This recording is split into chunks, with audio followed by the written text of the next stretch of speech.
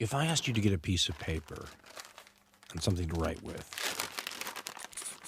and to make a numerical list of all the things that you would be willing to die for, how long is your list? Panther 48. Willing to die for. Panther 48. Willing to die for. How long is your list? What is the tribal self? Panther The 48. tribal self is what goes above the immediate acquaintances of the social. Willing to die The for. family, the people you know, live next door. You would be willing I'm to talking about die for. tribal self. Panther 48. I'm talking about those movies, those yet unheard. Power to the people. All right, guys. I think I might have it together tonight. I'm going to use 2 laptops to see if I can do a better job of navigating the slides. If I get lost, you know why, because I was trying to do it on 2 computers. So let me share my screen with you all. Is everybody doing well this evening? Great. Amazing. Wonderful.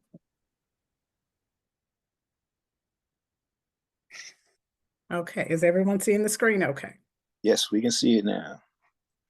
Okay, so this is part 2 of our Me to We series, and then we're going to take a break, and then I will finish out the rest of the series when we get the schedule worked out to do that, because we got a couple things look like they're coming up in between. So last time we were talking about trauma and how that affects kind of how we work together, how we view the world. So now we're going to talk about communication and a little bit of how trauma impacts the way we communicate and how we can look at our trauma, but move past it to be better communicators.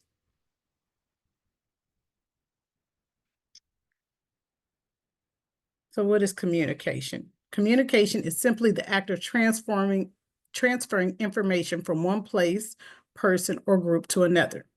A communication, therefore, has 3 parts: the sender, the message, and the recipient. We'll talk about this a little bit more in a minute.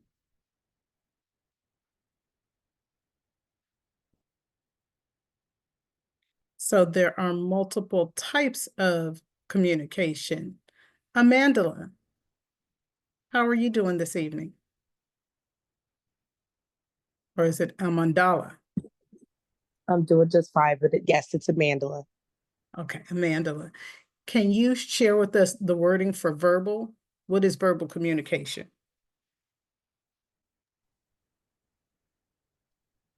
Face-to-face, telephone, radio, or television and other media. Sorry, my voice goes in and out. I'm still a little sick. No problem. So everybody knows what verbal communication is. Hawk, can you read the complicated one for us? Which I'm sorry, I don't have a word there. I think I ended up covering it, but it is kind of the other, the catch-all.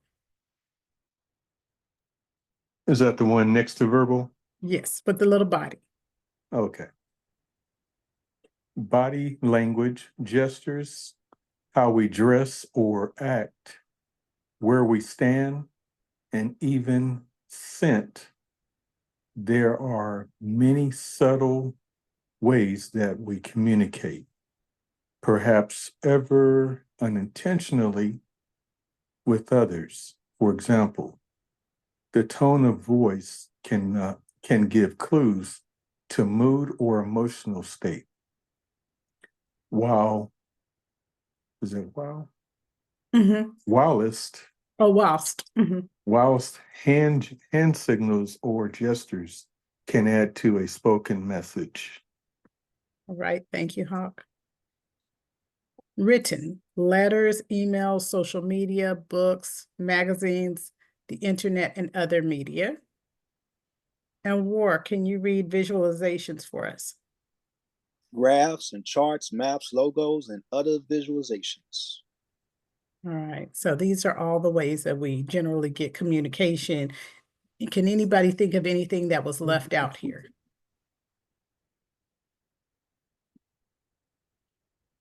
Okay. What types of communication do you prefer? What makes the most sense to you?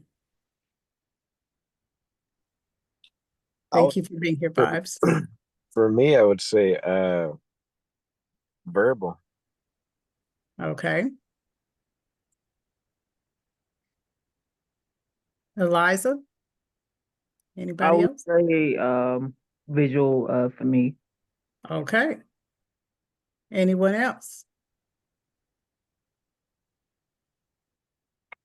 And so this is something to, oh, go ahead. Hello, hello. I was going to say it's a few of them for me. Okay. Not just one, but it's a few. I think it's just a total of things. Okay. And so one thing in our communication is to understand, like yesterday we were, no, I'm sorry, not yesterday, last week we were talking about how certain people have certain triggers and drivers and how being aware of that helps us to do a better job in working with them. Also understanding what type of communication works best for another person helps you to work with them better. So for instance, I had a boss and he was kind of crazy. And so what I realized is we had a problem in discussions. So I had to send him everything in writing. And writing seemed to work better because he was clearer on what I was saying. And it seemed less dramatic, right?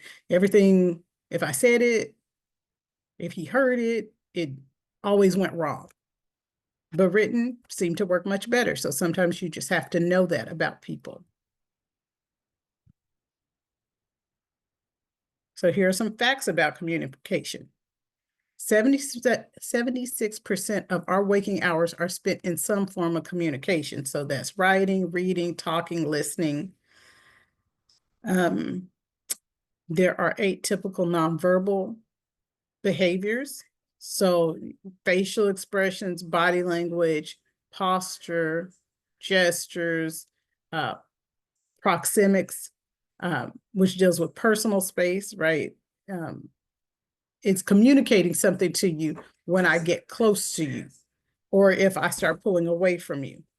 Appearance, haptics, or sense of touch. So like, right, when you're friendlier with a person, they might touch your elbow when they want to tell you something, or maybe they'll hold on to your side if you're very close.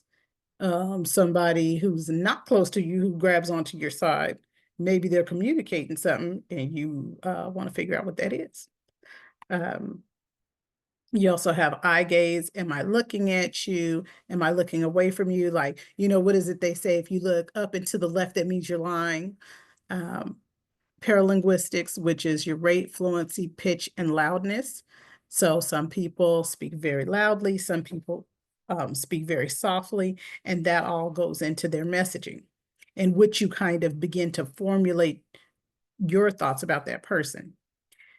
10% of conflicts are due to differences in opinion.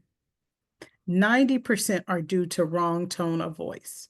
So just think about how many times have you said something and a person said, well, why are you yelling at me? Or why you have an attitude? And you're like, well, I don't have an attitude, or I'm not mad at you. And it was just you took the wrong tone. And sometimes that's unintentional. Maybe we're thinking about something else, but when we're speaking to that person, we're speaking in a tone that is not our intended tone. So then that kind of creates a problem. The average speaking rate is 125 words per minute. So just think about how much information we might be taking in a single minute. We have the capacity to understand 400 words per minute. And we only use 25% of our mental capacity when we listen. We have 75% mental capacity to think of other things, and our minds easily wander. So just think about how many times you are thinking about something else while someone is talking to you. It happens all the time at my house, where I said something to somebody and they don't know what I'm talking about because their mind wandered onto something else. So which of these facts stand out to you? Can someone share?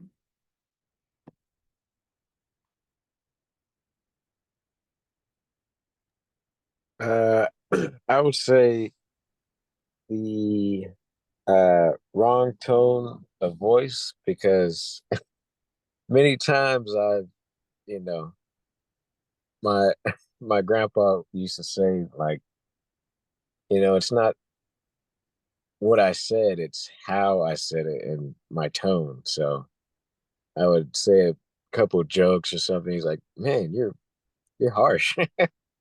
But yeah, that one sticks out to me. It's not what you say, it's how you say it and how you come off. Yes, and some people are more sensitive to tone than other people. I think I'm a person who's maybe a little bit more sensitive to tone. So sometimes that's something that I have to be mindful of because that's what catches my ear.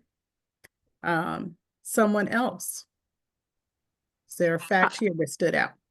I think for me, the listening fact stood out. So I think sometimes I get frustrated because I'm like, are you not like hearing what I'm saying? Like I just explained this whole plan and you didn't understand every single step of it. But really, that is a human thing to kind of understand that like people are only going to catch so much of what you're saying and people aren't going to memorize exactly what you said and internalize that. Absolutely. And we'll talk a little bit more about that later on. Something that stood out to me, I'll possibly say eye contact, eye gaze. I hear a lot of people say, have good eye contact when you're talking to people. It builds, shows confidence and whatnot. So that's something to pay attention to. If you see someone that, doesn't have good eye contact, it could possibly mean, multiple reasons for why they don't have confidence in what they're saying or so forth. That's a really good point. And I think that that's kind of like some of my point in sharing these facts with you guys is to help us think about how we're communicating, but also to like help us see the different perspectives of why other people might be communicating the way they're communicating. So like, I know a lot of people like, because I work with kids, a lot of people will be like, look at so-and-so when you're talking to them. But then there's different reasons why people don't have eye gaze. And it's not necessarily because they're being dishonest or because of whatever people might want to think it is. Sometimes it's that they don't feel confident. Maybe they actually have something that's wrong with their eyes that it makes it difficult for them to look straight at you. So there can be lots of things involved in our communication. So in communication, we have an interpreter over here. You see the sender, right? The sender has to encode a message. So all messages have to be encoded into a form that can be conveyed by the communication channel chosen for the message. So that's here are your channels in the middle. So it could be in writing, it could be by phone, it could be, this is kind of an older one, so it has like a fax machine. But whatever way that you're sending your message, right? You have to package that message into a form that it can be sent and the other person will understand it, right? So think of it like if I speak English and your primary language is Russian, before I can send you a message that you're going to understand, I got to translate it into Russian. So we all do this every day when transferring abstract thoughts into spoken words or a written form. However, other communication channels require different forms of encoding. For instance, text or writing for a report will not work if a broadcast is via radio program, because you're going to end up having to speak that message. And it might not come off the same just as you wrote it as it will when you speak it. And the short abbreviated text used in text messages would be inappropriate in a letter or speech. So always thinking about how am I packaging my message for the mode of communication I'm using, as well as for the person who is on the receiving end, right? So you have the message, then you see these lightning strikes. Those are noise or the barriers to communication. So that's I'm using the wrong tone. That's the noise in the background. That's you know, my cell phone coverage keeps dropping while we're on the call, and I'm trying to tell you what I need to tell you. Then on the other end, the interpreter has to decode the message. So once the message is received, the recipient needs to decode the message. So successful decoding is vital to to communication skills, right? So people will decode and understand messages in different ways. And this is where we all end up going wrong. So maybe you decoded my message wrong because there was too much noise and interference in the background. Maybe you couldn't decode my message because I encoded it wrong, right? So there could be lots of variables to why a message is not decoded properly. So the way that you decode a message will depend on your experiences and understanding of the context of the message. How well you know the sender, right? So if you know me, it's probably a lot easier to understand me. If you've never met me before, you might have a hard time understanding my presentation or why I'm presenting in a certain way. Your psychological state and how you feel also goes into the way that you decode a message, the time and place that you receive the message. So maybe I'm sending you this message via text, or I'm calling you and you are in the bed asleep. The way you decode that message is going to be different than when I call you 3 hours after you wake up. Any questions here?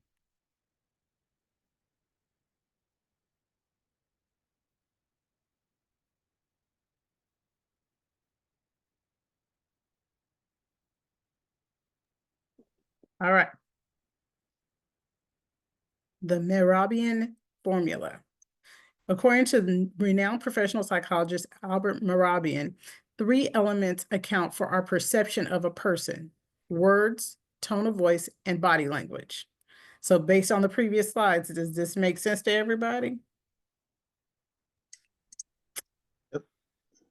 Okay, so 7% of your words are what matter in your message. 38% of your tone matters, and 55% of your body language. So when you talk to me, yes, I'm hearing you, but then your tone of voice plays a part and your body language plays a part. This tells us that it's not just what we say, but how we say it and what we look like when we say it that matters. Marcus Garvey even spoke about this. I really tried to look for the quote from him, but I read it in a book of, I'm not sure if it was quotes or speeches from Marcus Garvey. And one of the things he talked about is when you're doing public speaking, like you should dress a certain way and you need to be very prepared because you want your words to stand out. So if your body language is poor or if your appearance is poor, then people get distracted. And the same thing really goes for your tone of voice, right? So if I sound really tired and my words are slurring, then you start wondering, like, is she okay? Is she drunk? Is she tired? Is she bored and she doesn't want to be here? Your mind starts going to all that kind of stuff rather than my actual message.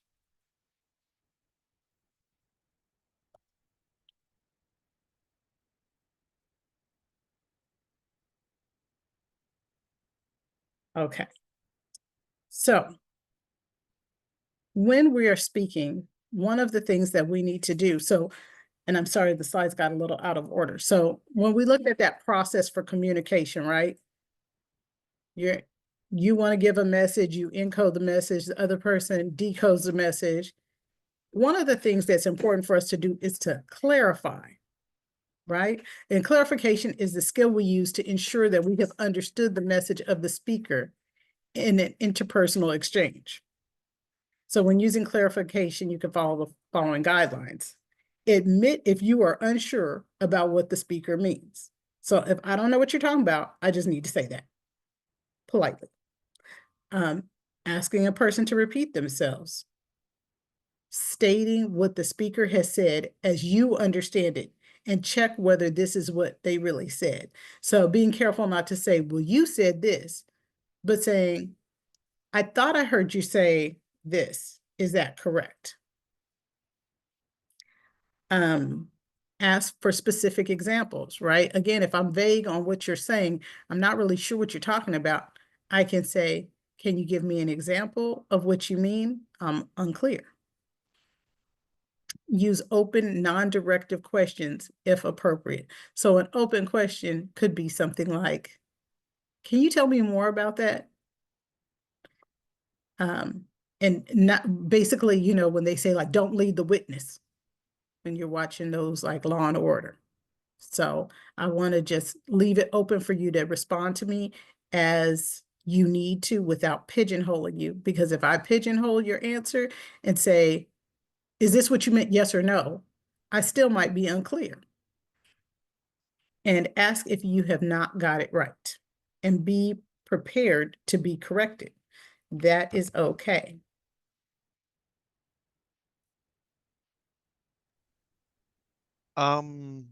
Sorry, regarding that specific question, I've had to use that question in my time as a journalist for people that are being, or at least in my opinion, being evasive.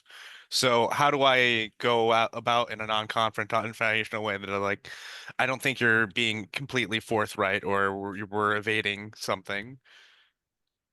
I think you can do things like, this is what I heard, but can you tell me more? And asking those additional questions. Oh, well, why? Where?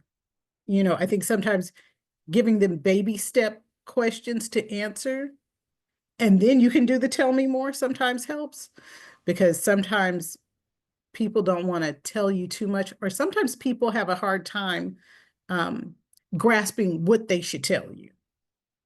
You know, it could be for them what seems like a big concept, a big open space. It's like saying, tell me about outer space. Like, where do I even begin? But if you say, well, can you start by telling me about the planets? That means I just have to give you a small amount, and then I can add on more as I go. Does that make sense? Yes, thank you.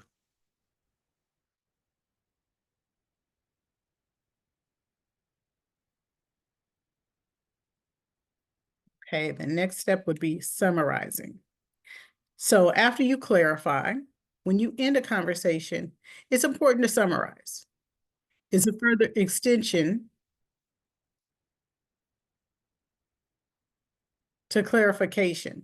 And a summary involves reviewing what has taken place during the whole conversation. And remember, it is essential to only talk about what happened in that conversation. Just hit the key points of what happened in that conversation. And it must be given from the speaker's frame of reference, not an interpretation of the listener's point of view. So sometimes we shade things with our own understanding, and we need to make sure that we're being clear about what was actually said. Not to give an explanation, to judge, or to interpret or provide solutions. So I remember I used to tell my husband, tell me like I was there. So I don't want you to tell me what you thought somebody said. I want you to tell me it just as they said it, right? So that would be my way of like playing certain things back. Summarizing should be done at the end of a conversation, although sometimes it may be appropriate midway through as a way of drawing together different threads. So at the start of a conversation, it is useful to summarize any previous discussions or meetings, as it can help to provide focus, right? So we're going to talk about what we discussed last time before we get into this conversation. However, the summary is likely to be the longest time a listener will be speaking during a conversation. So it is important to be concise and straightforward as possible. So in reflecting, clarifying, and summarizing, speakers must be allowed to disagree with and correct what the listener says. They should be encouraged to express themselves again if necessary, giving the listener another chance at understanding and to check understanding until agreement is reached. So sometimes we have to understand, we might have to go back and forth a few times before we get to the correct understanding, because maybe we had some of that background noise. Maybe we had some static on the phone line. Maybe my tone was bad and you had a hard time understanding what I was talking about because I was bending over and that changed the volume of my voice. Reflecting, clarifying, and summarizing are tools used by active listeners to enable them to demonstrate understanding and encourage a speaker to talk openly. So for effective communication, it is essential that the listener and speaker both have the same understanding of the discussion. The speaker must therefore have the opportunity to correct the listener's understanding. This is so important. Reflecting is also a piece of good communication, which we haven't really discussed here, because I believe you guys have an understanding of reflecting, what reflecting is, but it's important for us all to be reflective of how our thoughts play into our understanding of when we're communicating, and also reflecting as speakers to make sure we're saying what we mean to say. Any questions here? Any thoughts?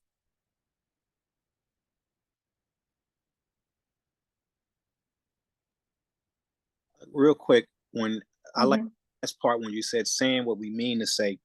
Sometimes I think that's definitely a real important one when you're in a position where you're giving a class or trying to definitely relay a message over to people. So as it applies to Panthers, oftentimes if we're preparing information or we want to make sure what we're discussing or dialoguing on is able to be, absorbed by our audience, it's a good idea to maybe ahead of time go over that information with somebody so that you can make sure that you're not caught up in what you want to say the way you want to say it to the point to where you miss being able to get that message across to your other membership that you're teaching, simply because you're passionate about this and you feel a certain way don't mean that is going to translate the way it should be interpreted to other folks, especially based on learning styles.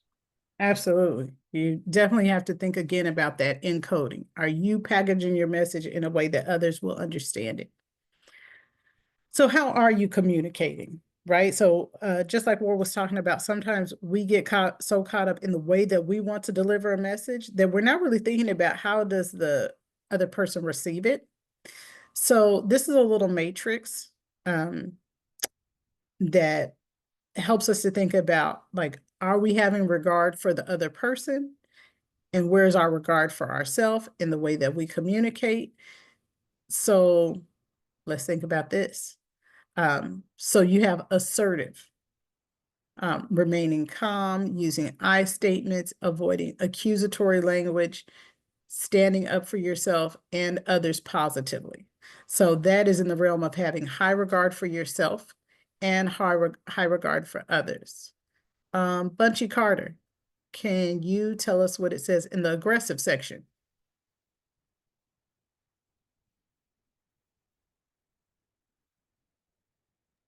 Oh, pardon, I was having a hard time unmuting there.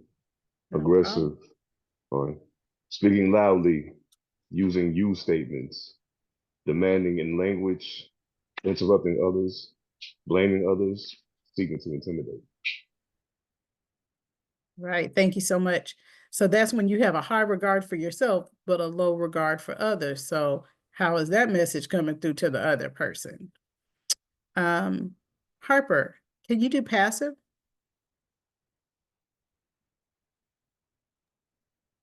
Unable to effectively speak thoughts of opinions, feeling walked on by others, feel like needs are not being met, being resentful of others. Okay, so that's low regard for self and low regard for others as well, or high regard for others, I'm sorry. So passive is high regard for others, but you have low regard for yourself. So one thing that is helpful in communication is when you show good confidence, right? So that's not translating so well.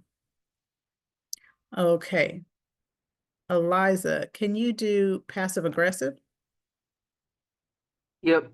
Using sarcasm, actions and feelings don't match up, denying any issues, avoiding confrontation, subtly sabotaging or annoying others. And I bet you all will agree that this is pretty common. You know, a lot of people communicate in a passive aggressive fashion because sometimes they're afraid to be assertive, because assertive, look at where it is next to aggressive, right? You don't really want to seem aggressive, but it's kind of scary to be assertive. And you trying to be passive because you're trying to have regard for others. So communication is such a dance. So a lot of times we see people in the passive aggressive space. I put this graphic here because we all need to be mindful about our communication patterns, right? So you have a tendency to communicate in a certain way that is like your comfort zone for communication. Sometimes you have a certain communication pattern with certain people in your life, right? You might be assertive in some parts of your life and aggressive in other parts and passive in other parts. But we all have a pattern. So where do you think you fall? Is there anybody who's willing to be honest and share where they think they fall? At times I admit I'm passive aggressive for the most part. Okay, anybody else? Thank you, Eliza. I tend to lean towards aggressive personally. Okay. So it's a thought, like, this is not necessarily bad or good in of itself. What is bad about certain types of communication is that the reality is when your communication is not at its personal best, you are not getting all of the things you want in life because you're not encoding messages in the best way to get what you want, right? So the better you communicate, the more you get what you want. So just knowing where you are, listen to yourself as you have discussions with people and do some reflection. Think about where you are. Think about where you'd like to move to. What style of communication works best with people in your life, and how can you get there? How are you going to communicate with new people you haven't met yet?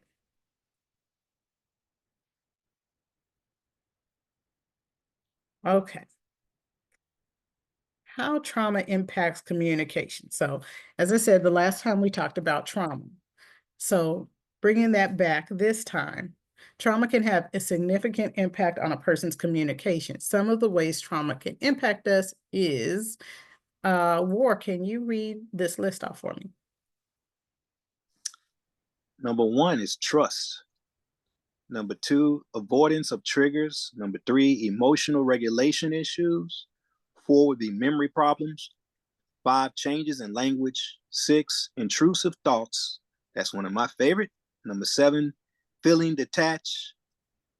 Number eight is disassociation. So we're going to unpack these a little bit. And you probably saw some of these come up last week that we talked about issues with trust and triggers and disassociation and some of those things. So trust, this may lead to being guarded in your communication or on the defensive all the time. You don't have to say that it's you, but maybe you know someone who has some trust issues that make them defensive in their style of communication. Anybody know someone like that?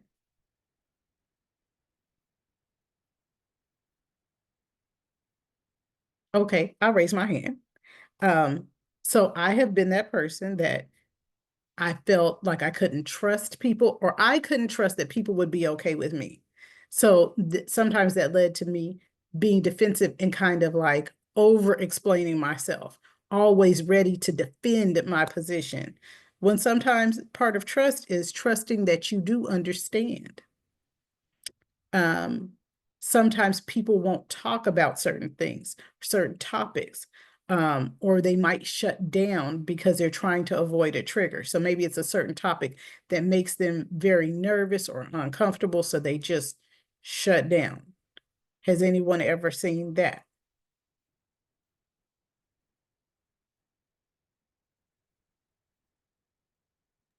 Yes. Eliza has seen somebody. Wolf, you've seen somebody shut down when you got to topics? Yes. And what And did they that look like just, to you? on certain things, they would get very irrational, I would say. And then after a while, they would just, you know, not bring up any facts. And, after that, just get quiet and not really want to bring up the conversation again and ask to change it. Okay. Emotional regulation issues. Trauma can lead to difficulty regulating your emotions, which can result in outbursts, avoidance, or difficulty expressing emotions appropriately. Sometimes anger that comes from trauma can act to shut down any mention from others of anything to do with the trauma or even getting help. So sometimes you see the outbursts, or you see, like, when you tell little kids, like, use your words, people are mad and you can see that they're upset, but they're not really telling you anything that's going to help you come to a solution. Has anybody ever seen that?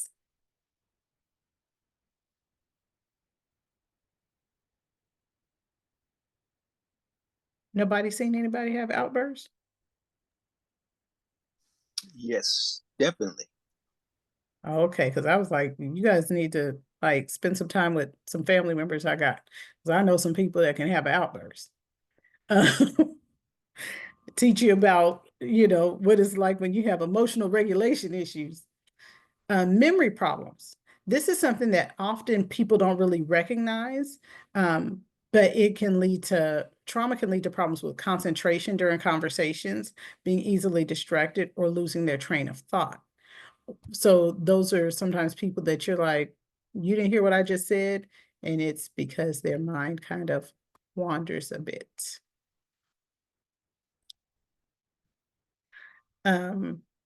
So changes in language.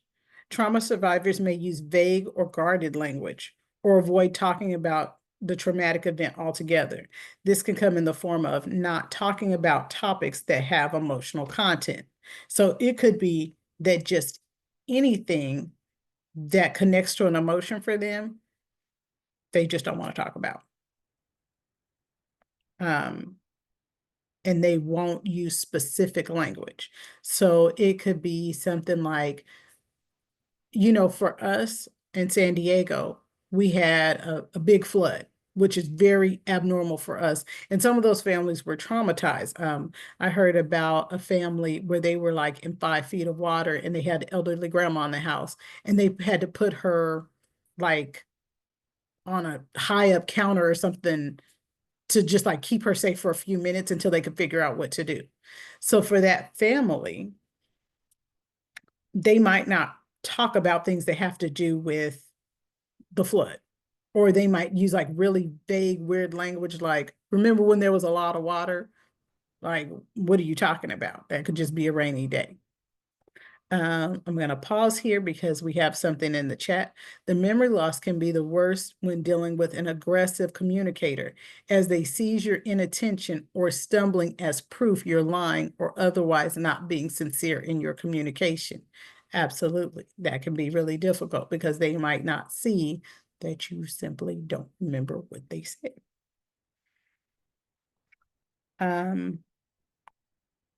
Some other things are those intrusive thoughts. Trauma can cause intrusive thoughts or flashbacks, which can interrupt communication. So that turns into that noise in the background that makes it difficult for you to get the message. Feeling detached from family and friends is a common trauma symptom and can obviously make it hard to open up with others to experience empathy. Trauma survivors can sometimes describe a wall between them and others.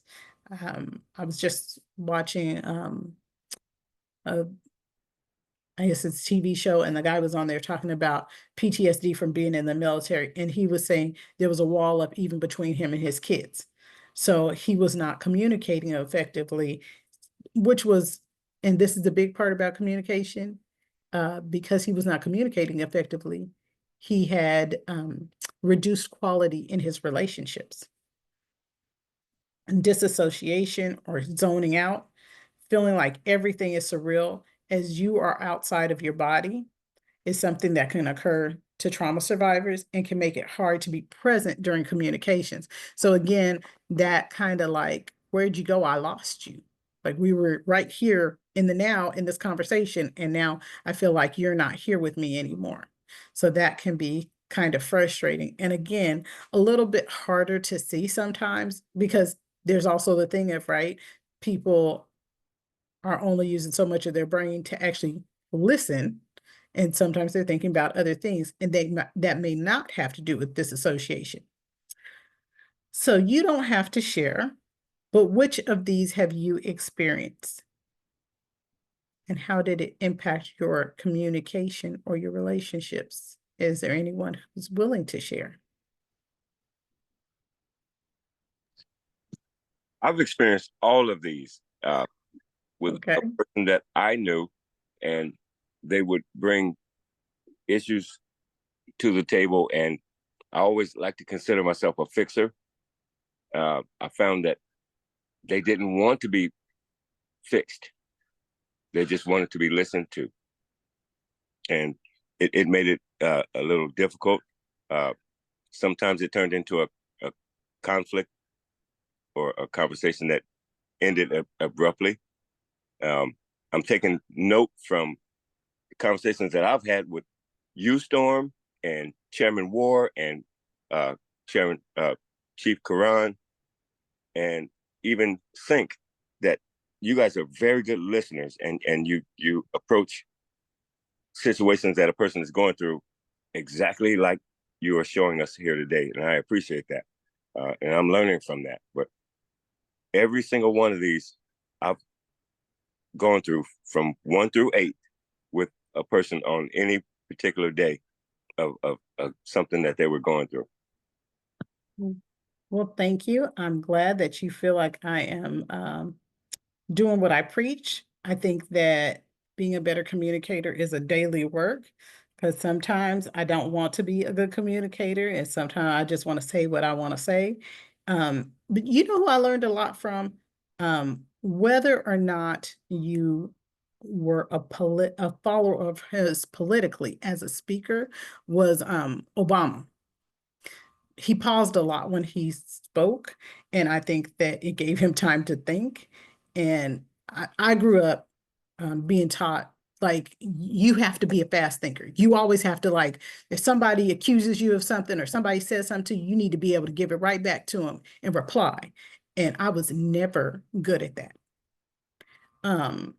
Because sometimes I'd just be stunned you said something to me, and now I got to go back and think about, like, well, I know that this is my perspective, but how do I say that to you?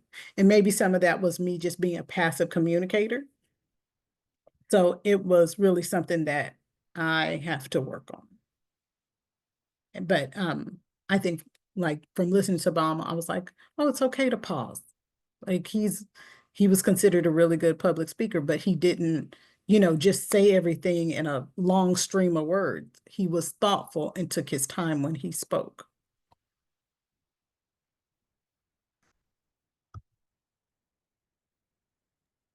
You do that too. I learned.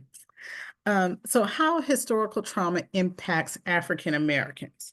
So let's be specific here.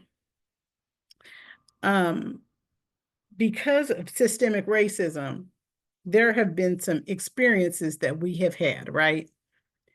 And so due to that, we are impacted by trauma in a certain way when it comes to communication. So hearing, missing what people are actually saying to us, right? Maybe being in positions where we weren't supposed to hear. So historically, we just learned not to always turn on our listening ears. And if I don't have a say in whatever's going to happen, what's the point of me listening anyway? Any thoughts on that?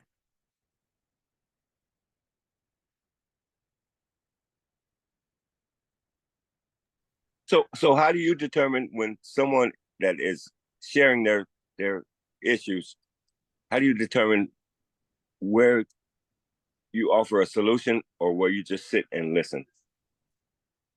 It's always best to sit and listen first, and to take some time to understand that person kind of. Sometimes, I mean, there's no real formula. You have to just kind of feel the vibe from them and see, are they ready for my solution? Do they just need me to sit here and listen? Sometimes a good strategy too is to ask them, would you like to give me would you like me to give you I thought of something that might help with that. Would you like to hear my solution for it?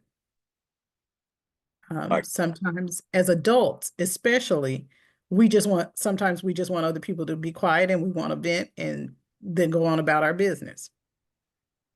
That's kind of tough sometimes. It is, but that's part of being a good listener. And sometimes understanding that sometimes people just need you to listen, right? Like to think about, sometimes the way I show you I care is just by listening. And I don't have to fix it for you. And I don't have to tell you what to do, because there's probably somebody else already told you what to do. Or sometimes I just need to be, maybe I need to ask the next question. What do you want to do about that situation? And then I need to sit there and listen to that. Because sometimes people have some thoughts about what they need to do. They just haven't really fleshed it out yet. And you can give them that opportunity to do that with you. And sometimes people did never think about that there is a solution to their problem and that they could do something. But you saying, what would you like to do about it, might prompt them to start thinking. I like that. Thank you. You're welcome. So we have a problem with communicating, just speaking in general about whatever we need to speak about. Being not assertive enough or being too assertive, right? So that's sometimes a problem that African Americans have, of like, sometimes we take too much of a back seat and we don't speak up when we should, because again, we've spent so long not having a voice. And sometimes we ready to take the mic because we haven't had a voice and we're like, no, let me tell you something. And I'm gonna tell you something and tell you something and tell you some more.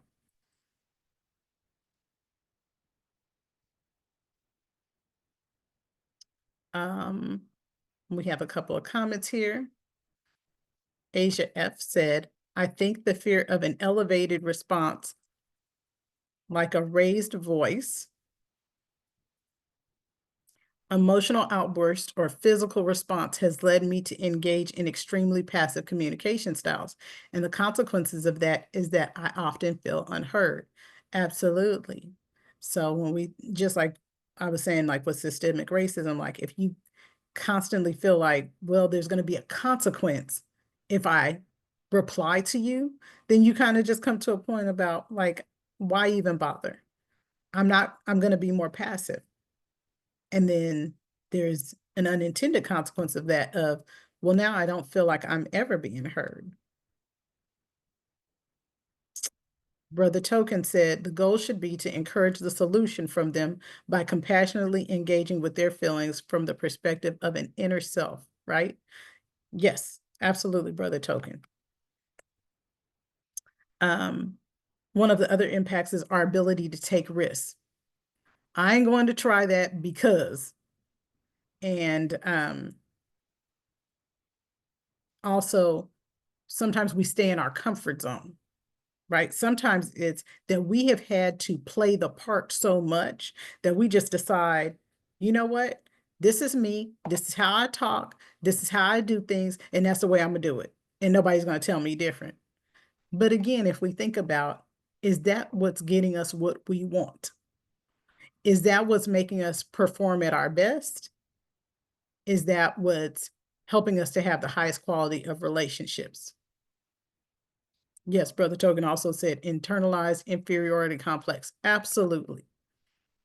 It just really kind of leads back to that. So, and so with that risk taking as well. Like, I'm not going to try that because basically I'm worried I won't be good at it. I'm worried it's going to fail. Why not try it? And the way that that plays out in communication is, I might have a problem with you. I'm not even going to tell you I have a problem with you because it's not going to work. When maybe if I tell War, I have an issue with this or that, or I have a concern, maybe that's the way I want to communicate it to him. I have a concern about something that happened. Maybe War will say, you know what? I felt bad about that. So let's talk about how we're going to do it next time. And then look, the solution was solved because I used assertive communication and I took the risk to tell him, even though I was worried about it, but I took the risk and now we're in a better place. Instead of me just sitting over at my house being upset at War when it was something we could have worked out. Any other thoughts or questions on this slide?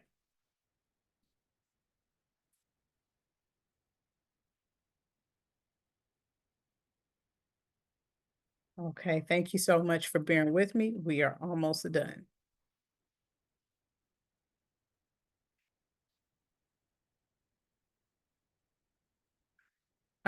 So when we're working together, and even just working with community members, people in our families, some things we need to think about when we communicate with one another, and I'm going to say particularly with our African American comrades, is some of the things that we need are security, not just safety, but also having comfort.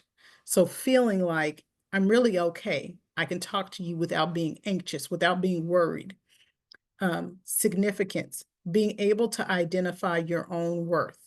So when you're communicating with me, I need to know that you value me, that I am okay with you, and that you're not judging me. Belonging. So a sense of connection with others in your relationships, family, social circles, friends, community, and society. So really feeling like you have a place. And so I know that that is something that we all strive for in the Black Panther Party, is to make sure that everyone who is a part of this organization, as well as people in our extension of the TPP, people who are in the People's Corps, people who are community members, feel like they have a place. And I want to draw your attention to the visual here, which is a model of Maslow's hierarchy of needs. So the first need is physiological needs, but then you see right here, we need safety. We need love and belonging. So as a result of our historical trauma, African Americans have a greater need for security, significance, and belonging. If someone will unmute and tell us about what you need.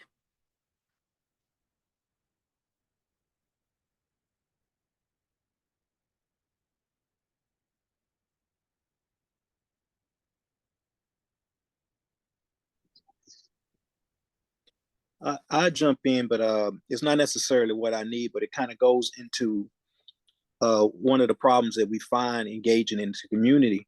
Because, like, for instance, when we go over and we talk about how a good percentage of most of our people are stuck in a state of coping, going back to post-traumatic slave syndrome and where we find ourselves as a result of dealing with love and belonging, it also deteriorates our self-esteem because of a lot of the patterns and a lot of the things in life are subliminal in regards to racism.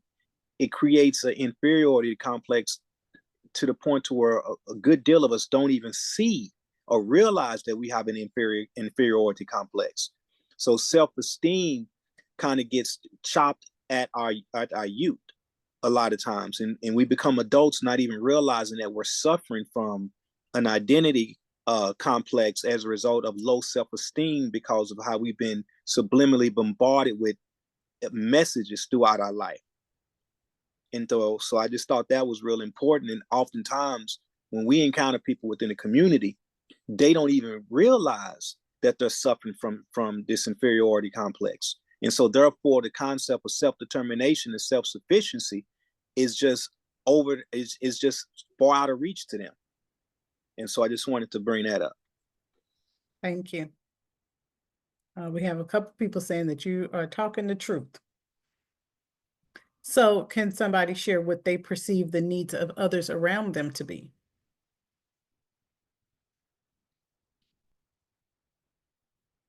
When you look at the security, significance, and belonging.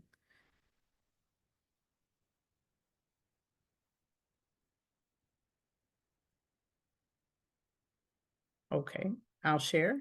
One thing that I think a lot of people need is to be significant. And I think that kind of goes hand in hand with belonging, but everyone wants to be important to someone. We got something in the chat. Okay, Brother Token is trying to get his mic connected. Whenever you're ready. But yeah, it was interesting. Right before this, I was at an event at a school and they gave the kids certificates. The kids really didn't do anything to earn the certificate. They just came to the event and they all got certificates. And there were kids of all ages there. And it was funny to watch some of the little kids because it showed that need for significance. Like they got the certificate, they didn't even open the certificate. They can't read the certificate. They have no clue what the certificate said, but they were just as proud if they had got the giant check for $1 million. They were so proud of themselves. They felt so important. And I think that that's a need that we all have, is to feel important, to feel like somebody thinks that we're special. Brother Token, you got your mic ready yet?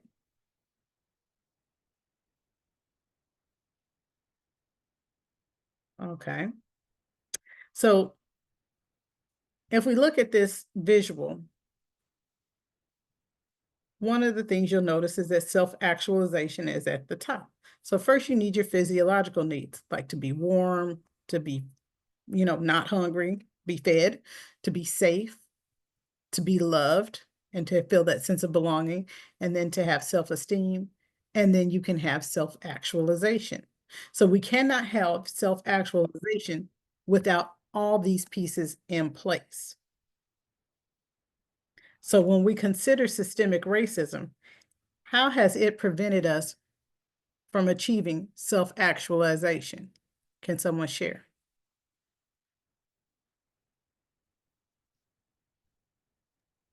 Can you repeat the question, please? I was typing in the chat, so Oh, I was do you want to distracted. say what you put in the chat? Oh yeah, that's fine. Basically, the need I see in my community is psychological needs. I find it difficult to feed the people's mind for them to even want the knowledge when they are hungry or in a bad living condition. True, true. So the question was, how has systemic racism prevented us from self-actualization? Well, we have no knowledge of ourselves or, our responsibility to each other. But seems like systemic racism has caused people to care about, the success of the state or the nation more so than their own best interest. Right on.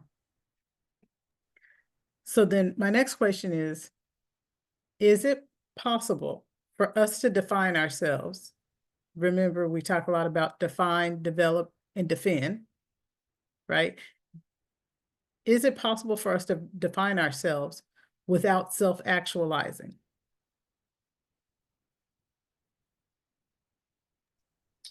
Absolutely not. I would definitely agree. Does anybody else have thoughts on that? Nehemiah said, no way, no how. Nehemiah also said, stripped of our power, of determination, of our goals, visions, and need for communal engagement to achieve these things. Thank you, Nehemiah. Brother Token. Yeah, I was just wanting to say, because when it comes to that, that's like the whole colonial mentality and stuff like that it all stems from, is the inferiority complex that they they create a structure, a system, the racist systems within everything. The whole purpose, it's not racism, but creating the inferiority complex within everybody, so then they can be easily taken advantage of within that state. And so the self-actualization would have to come from completely separating yourself from the systems that we, were raised within, in order to actually find that safety. Because in the moment, there is no safety within the systems that we have, and like creating that space. So I was a question of, when you're going to your community and basically you're telling them that they don't believe in themselves, and that everything that they have grown up in, everything that they thought was their reality, is actually a detriment to them, then how do you create, or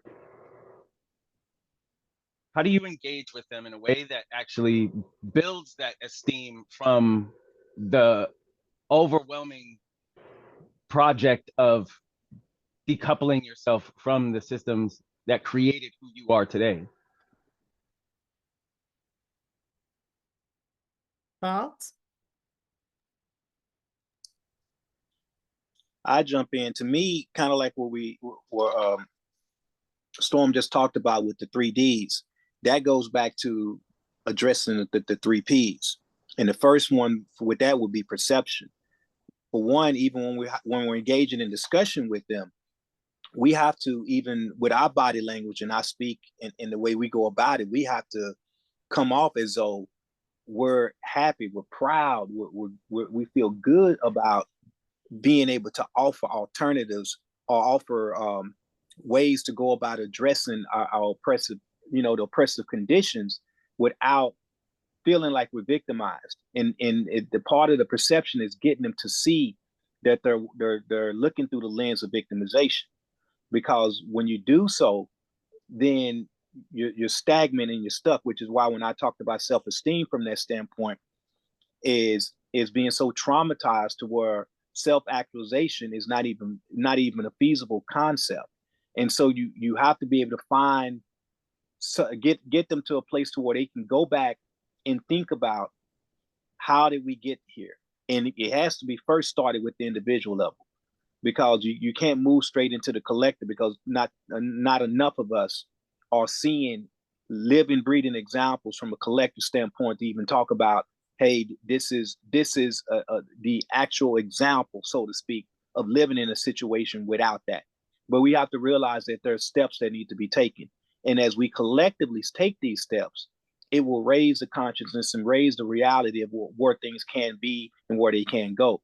But because so many of us are caught in a state of victimization, we won't even begin to take on that challenge, and we are self-defeating before we even get started. And that goes back again to these hierarchies, getting people to see and realize that this is where we are, and these are the conditions that have contributed from birth to our inability to deal with self-accusation, will help us to be able to reach through to people like that.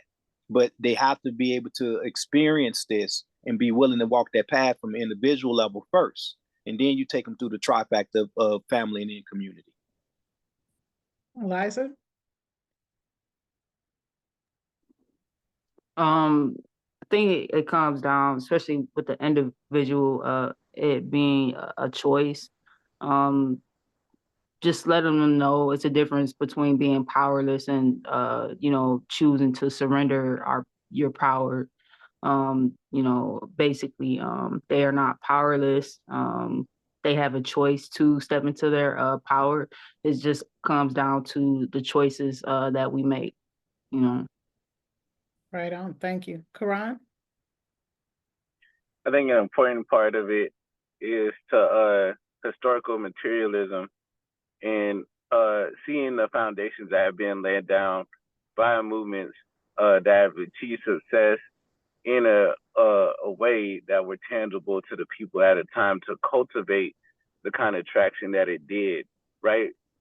We talk about observation or participation, or we talk about physiological needs, right? We talking about food security, housing security, or the ability to put someone else in position to be able to have all these needs met, hierarchical, to achieve sexual self-actualization. And so, you know, seeing an example of a group of people that have accomplished these things, right? Which I think is a big part of the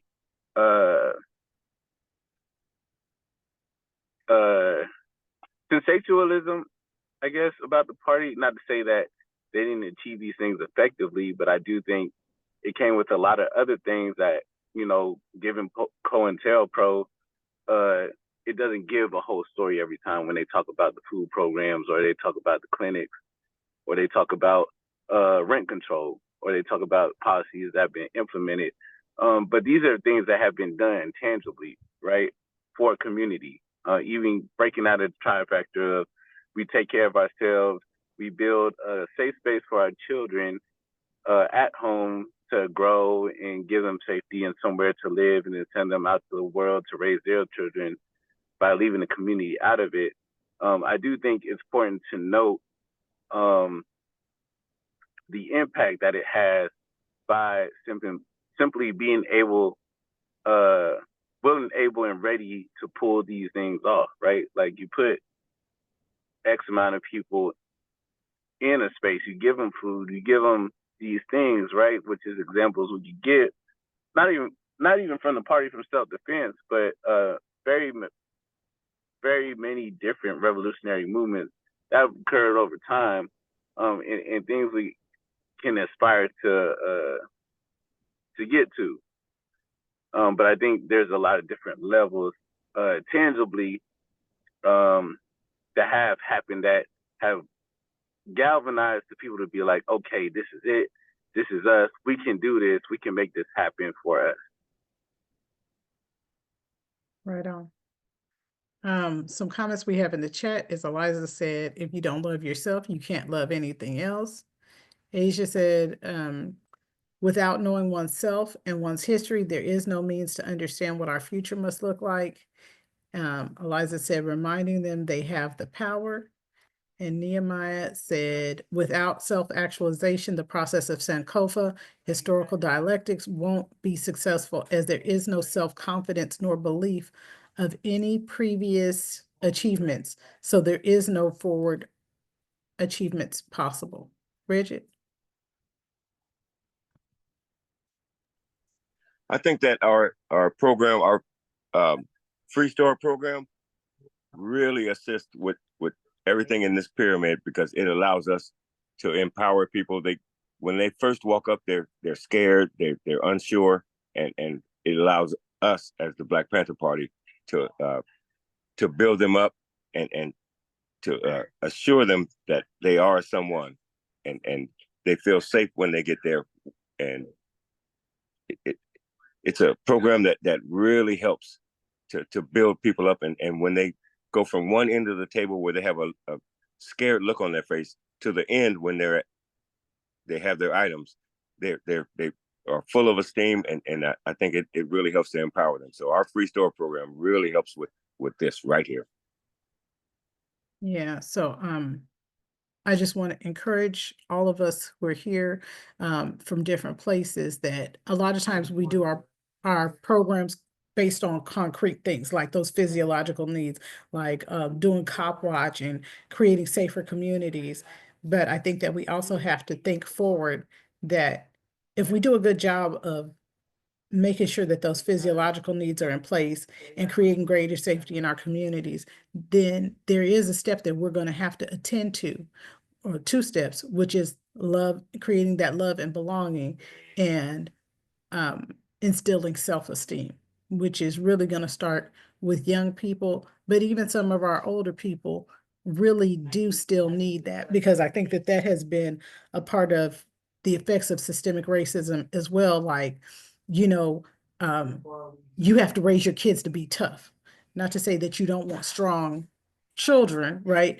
But then it kind of turns into, then as we become parents, we were taught to be so tough, we don't maybe show our kids as much love and affection as they need to be healthy. even in adulthood, we don't show each other love and compassion the way we should because we've been taught in our society that we need to compete with each other.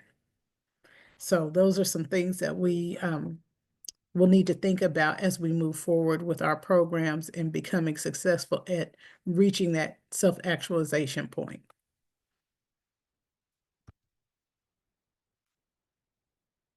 All right.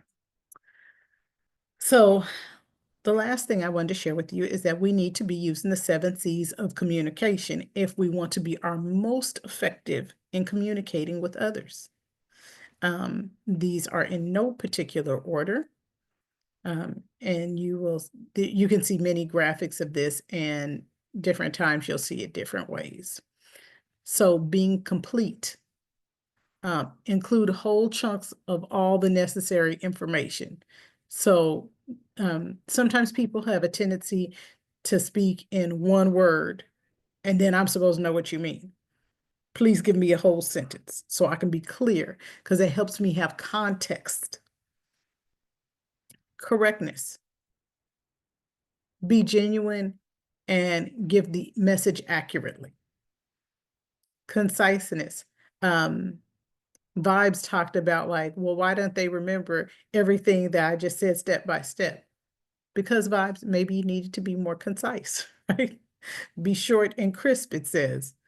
So sometimes we just have to give a person the bullet points, or maybe we just need to give them a very condensed version, or sometimes maybe it's too much for me to give you the whole version today. I need to give you part 1, let you walk away with that, work with it, and then when you come back, I give you part 2. Courtesy. Sometimes this is forgotten, and I think that it's because we have a history of people not being polite to us. And this kind of harkens back to that, like, you got to be tough, right? So sometimes we don't communicate with all of the courtesy that we can. So being polite, being genuine, being respectful to one another, even when I don't like you, even when I don't like what you're talking about, even when I disagree with you. Clarity. This is my favorite one. Always use simple language to transfer a clear and accurate message.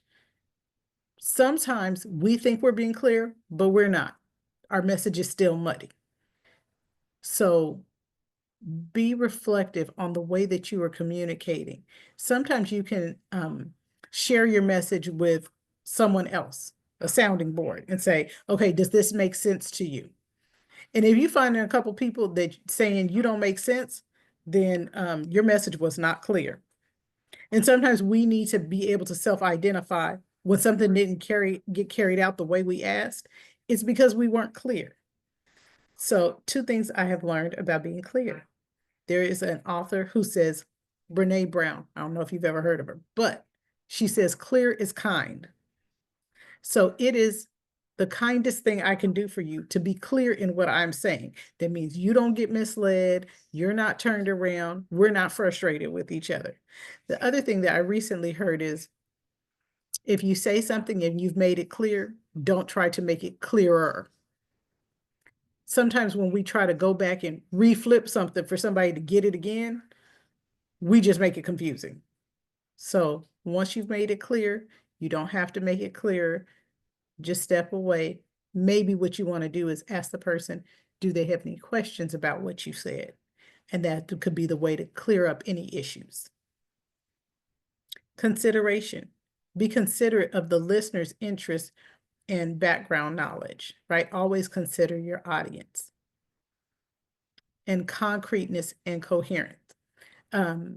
Incorporate factual evidence and figures to enhance the authenticity of your speech. So if you're speaking to someone, giving them things that they can hold on to will really help them get what you are saying. That's why I use the graphics, because you know what? It makes it so much, a little less in the ether what I'm talking about. You can see it right here. If you, I think War is going to send the slide deck out to people. If you want to print it out, that gives you something to hold on to and make sense of it, you will have that. Any questions here or any thoughts anyone wants to share?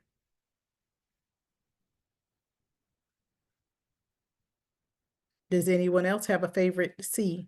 Mine is clarity. Does anyone have one that they like people to use when they're communicating with them? Consideration. Consideration.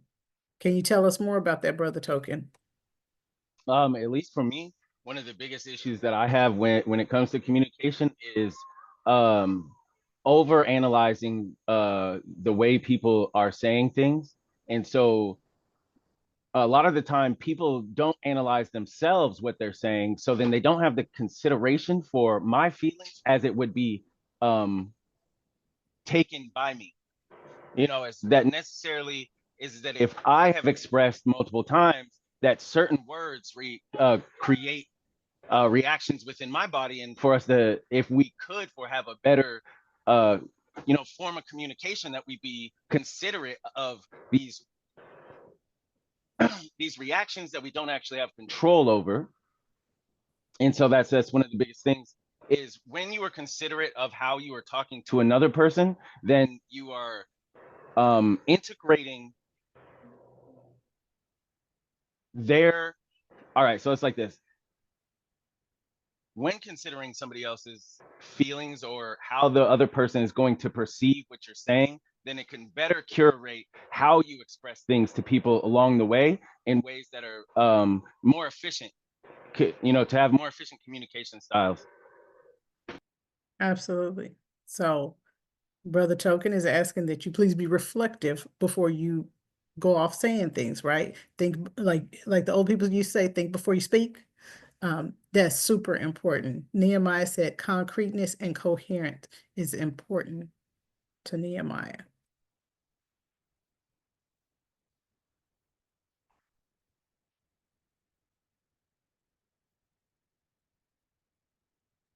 So I want to thank you all so very much for participating, for reading when you were asked to read. I know that that is a new thing for some people, but it kind of helps us stay engaged a little bit. Thank you for answering questions and asking questions, and thank you for your time this evening. Looks like we have one more comment in the chat. Nehemiah agrees with think before you speak. Please do consider your audience. Thank you, Eliza. And so the next time I come to you with a PE, it will be on trust and how we can, considering our trauma. Thank you, Harper.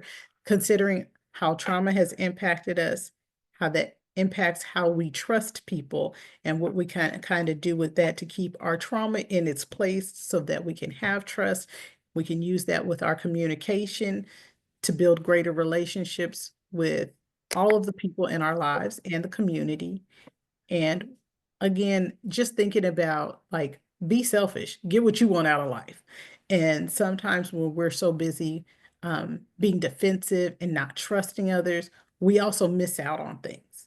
So just like with communication, the better you communicate, the better quality of life you have, because you're getting the things you want, you're having better relationships, and same thing with trust. Does anyone have anything else for the good of the order? Thank you, Nehemiah.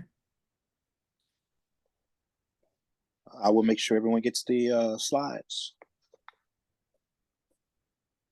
Thank you again. Of course, it's my pleasure. All right, everyone. That being said, all power to the people. All power to the people. All power Power. to the people. Thank you, Comrade Storm. You're welcome. Thank you all for coming.